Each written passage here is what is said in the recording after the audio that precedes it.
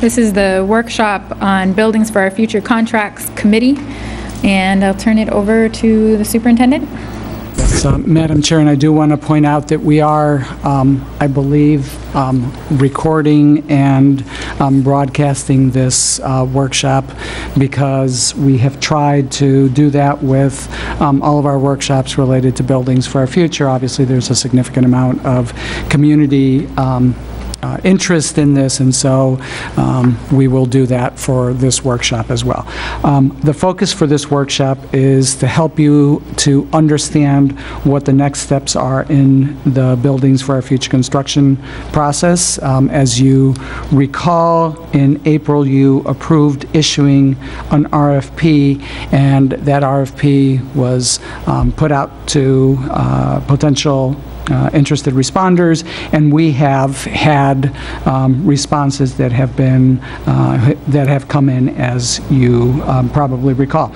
So tonight what we would like to do for you is to help you understand what the steps are with those, the next steps are with those responses, what we're going to do with them, and how the process was designed for the review of those the responses. And I'm going to ask Steve Stilfen to lead us through that part of the conversation to help you understand what the steps are.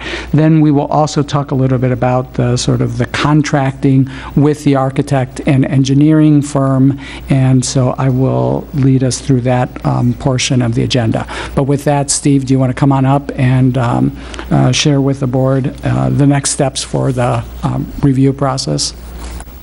Madam Chair, Superintendent, Assistant Superintendent, school board members, and more importantly, student faculty. Good evening. After listening to all that wonderful rebirth tonight with retirement and new lives, this is a really important phase for the BFOF, and I'd like to strike that it's really important that we move forward in a very positive and efficient way with this process. So tonight I'm going to outline in your packets, I believe you have two documents. One is a proposed timeline, which is a timeline that is the hiring process, or getting to a hiring process from a selection committee that was put together, which is highlighted in the second document. It's a sample letter, the award letter proposed in a format that outlines the selection committee members and the process that we would be sending forward to get an agreement to a contract. So the advisory board has put together a selection panel, review selection panel of the 6 bids we received from architect engineering firms throughout the city, Maine, and New England.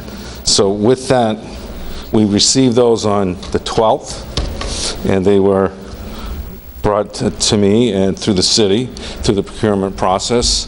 We have identified and put them on a team drive for review by the selection review committee, which we are in the process of now getting our meeting time together.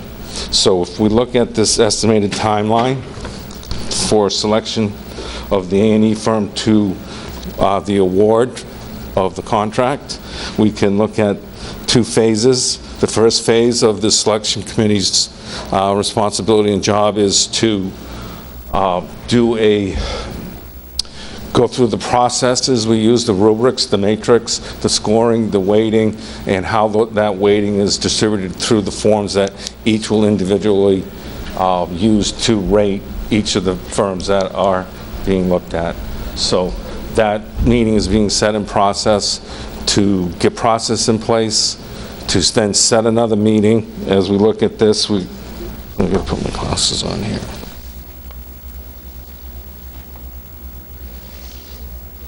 So I had estimated that from establishing a section panel meeting schedule, a 6-day period, you see June 12th to June 20th. Today's the 19th. I have contact with the selection members, and we're trying real hard to get that meeting between now and Friday. so that we can review the process, the forms, the part of the rubrics and the measurements for which we can move forward with. So after we review the submittals for a couple of days, that's a readout of what was prospered to us. Then we would look at a selection panel recommendation for a short list, which would move us into the phase 2, directing to the phase 2 part of the selection process. So we would take, through our rubrics, through our decision processes, to look at the 6. Are we going to have a weighted average at the top three, a close point differential between the bottom 3, for example?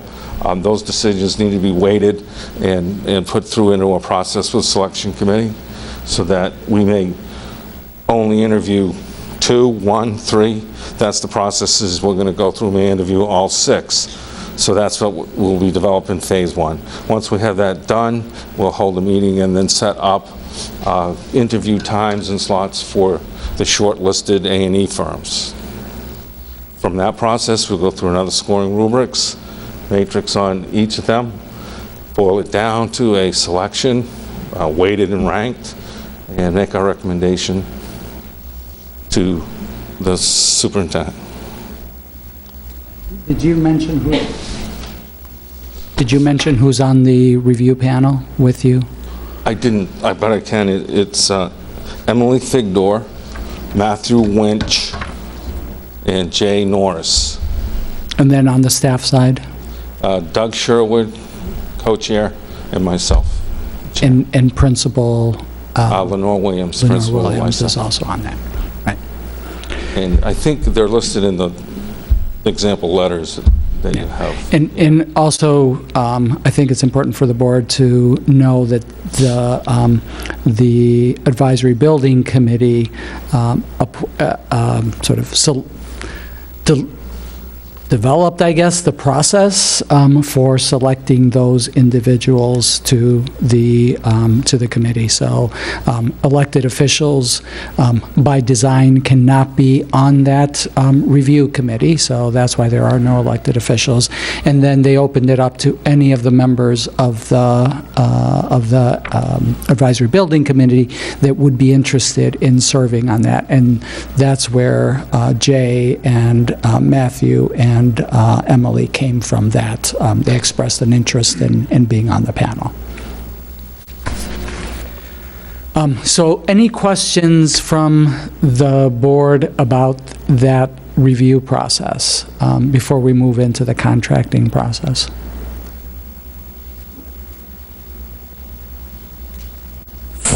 Thank you, Stephen. Not so much a question, but Javier, maybe if you can just remind the board of throughout this process that there is no need for board action for any of these items. Yeah, that's the next piece. I wanted to share with you that the outcome of this process will be a recommendation, as Steve said to me, from the panel, and that based on that recommendation, I will be the one entering and signing a contract with the architect and engineering firm.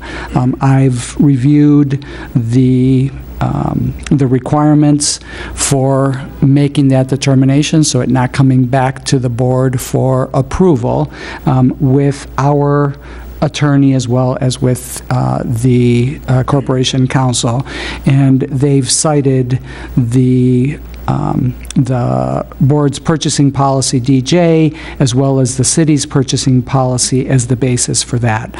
Specifically, they've said that Article 7, Section 2302 of the City Code states that contracts for purchases of services shall be authorized by the Board of Education unless they meet conditions for approval by the superintendent.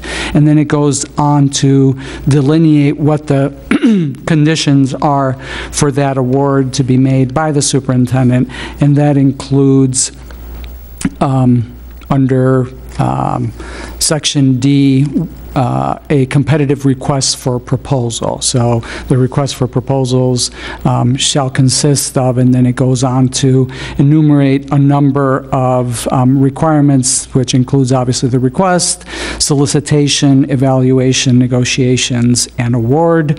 And so those are the steps that we have, that this process follows, and has been vetted by Corporation Counsel Michael Goldman, as well as our own attorney, and they believe that it satisfies the competitive RFP process described in the procurement code, and thus believe that it is appropriate for me to enter into the architect and engineering contract based on that. I do want to point out that our attorneys will be involved in reviewing the contract when we get to that step, and they've already been working with us in terms of what's the basis that we ought to be using for the contract development and things along those lines. So they will be engaged with us throughout that process, but it will not be coming back to the board for action. It will be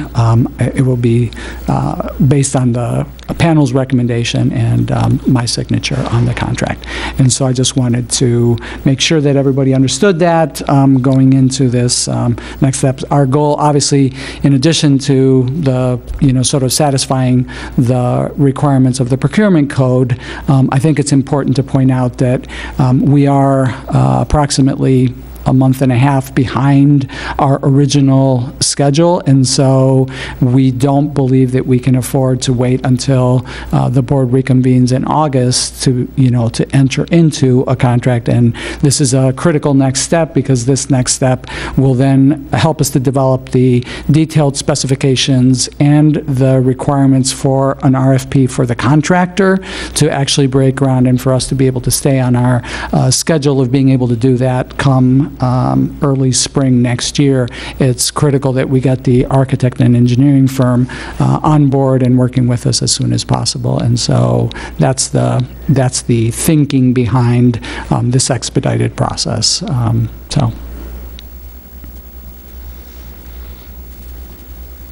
Ms. Morioni. Thank you for everything up to this point. I also really do appreciate the letter that you wrote, the detail that you've already, I like to see things written like this, so I just wanted to say thank you for that too, because it gives us something besides just hearing you say it, to go back and refer to. Why is it called A through E Design Services? Architect and engineering. Oh, okay. And That's not an actual brand of some kind, no, it's just it is the firm's profession. I see. Architects and engineers combined. There are documents that are represented that are well-tested in the city's use of procurement that are inside these little arrows that I haven't, they're still in selection committee. I'm not putting them out forward yet, but there are definitions for what we're putting in the rubrics, how we weight them. They're all defined, and they're all scaled, and they're all equally applied across the shortlist interview process. So when we get into phase 2, we're going to become from qualification based to on 15,173. The second phase of this represents different information and documentation and rubrics weighting to negotiate fees for the architect engineer. So that will become a negotiation part in the interview process with the selected shortlist firms before we get to making a recommendation to the superintendent for approval. So there are documents that you could read that would even satisfy you more if we'd like to see them at this I do point. appreciate it being spelled out, and anytime anytime that it's like an acronym, or it'd be helpful if it's Okay, just I will spelled out. not Only edit mine, because I sure. don't know anything about it. But I'm glad you do, and I'm glad that the the advisory review panelists were willing to take this on as well. My other question, I think you just answered it, was looking at the interview process and what were the criteria to evaluating the firms. I didn't see their cost of proposal, so that comes, sounds like, after you've narrowed it down based on their qualifications and so forth. Then it becomes a review also of what they put together for cost. That's correct. We identified the cost of the budget up forward. We disclosed costs up forward in the RFP. Yeah. With no exception to anybody who provided a bid on this. We're bidding off of that. So we're looking at negotiation for fees for everybody that is in the short list from that number.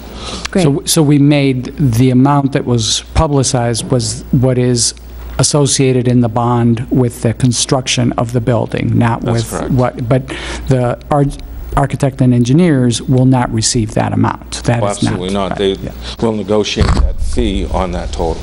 Correct. Great. And just for the public, since they don't maybe have this document in front of them, there was 6 firms. 6. Yeah. And So can you that's read pretty- those out so that everybody knows what they are as well?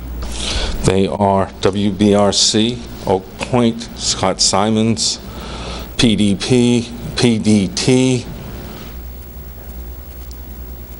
Doug, Harriman, and Laval Bressinger. LaValle Bresinger. And Been holding them secret until we get this meeting going with this panel. And my other final question is regarding, can you tell us now which ones are based in Maine versus out of state? I think they're all have offices in Maine, and some have offices in other states. So I would to answer your I'm just question, curious I would only say because I based in know for Maine other for all of building them. work we've done before, And I it's a- personally would like to advocate for hiring a Maine company. That is not in our rubrics I know, and but I'm just qualifications. stating, I know, I'm I just get stating it. it for the public to hear They me. all have offices. Thank you. in- Okay, thank you. Thanks for your work. It just, I didn't put this in the packet for tonight because, again, I want to have my first meeting with the selection panel to get our ducks in a row and then present with unity from the panel. So I will just hold this up. This is kind of the rubrics that we're going to run through, and it's weighted by a weighted number times a percentage for all of these areas of interview for information.